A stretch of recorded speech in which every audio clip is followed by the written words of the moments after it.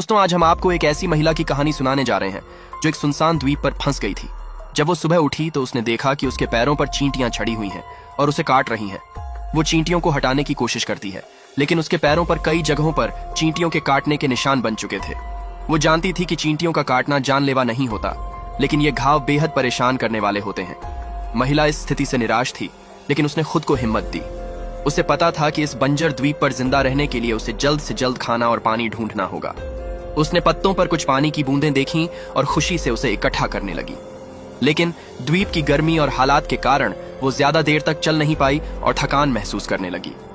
उसके पैरों पर चींटियों के काटने के घाव और भी ज्यादा तकलीफदेह हो गए थे, लेकिन उसने हिम्मत नहीं हारी। उसने अपने पति द्वारा दी गई शादी की अंगूठी को देखा और खुद को जिंदा रहने के लिए प्रेरित किया। भूख के मारे वो द्वीप पर खाने के लिए कुछ ढूंढने लगी। तभी उसे एक नारियल दिखाई दिया, लेकिन वो सड़ा हुआ था। उसने नारियल के पेड़ पर लटके हुए नारियलों को देखा, लेकिन वो इतने ऊंचे थे कि महिला उन्हें नहीं तोड़ सकती थी। निराशा में वो द्वीप पर और कुछ ढूंढने लगी, लेकिन उसे कुछ भी नहीं मिला। धीरे धीरे रात होने लगी और उसने वहीं पर सोने का फैसला किया। उसने दिल से प्रार्थना की कि कोई जंगली जानवर रात में उसे नुकसान ना पहुंचाए। अगली सुबह महिला की आंख खुली तो उसने देखा कि एक बड़ा जानवर उसके शरीर पर रेंग रहा है। डर के मारे वो हिल भी नहीं पाई, लेकिन किस्मत से जानवर ने उसे कोई नुकसान नहीं पहुंचाया।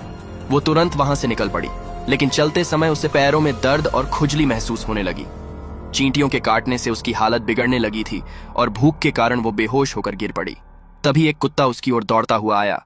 जब महिला को होश आया तो उसने खुद को एक बिस्तर पर बंधा हुआ पाया। वो घबराई, लेकिन तभी एक आदमी ने आकर बताया कि उसकी भेड़िए जैसी दिखने वाली कुत्ते ने उसे बचाया था। उसने ये भी बताया कि उसने महिला को बांध दिया था ताकि वो अपने घावों को और ना खुजला सके। लेकिन उस आदमी की पत्नी को यह सब अच्छा नहीं लगा। उसे लगा कि महिला की उपस्थिति से उसके पति का ध्यान भटक सकता है।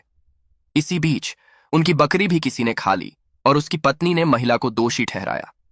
महिला ने उस आदमी से पूछा कि बकरी को किसने खाया, और जवाब मिला कि वो एक आदमी था।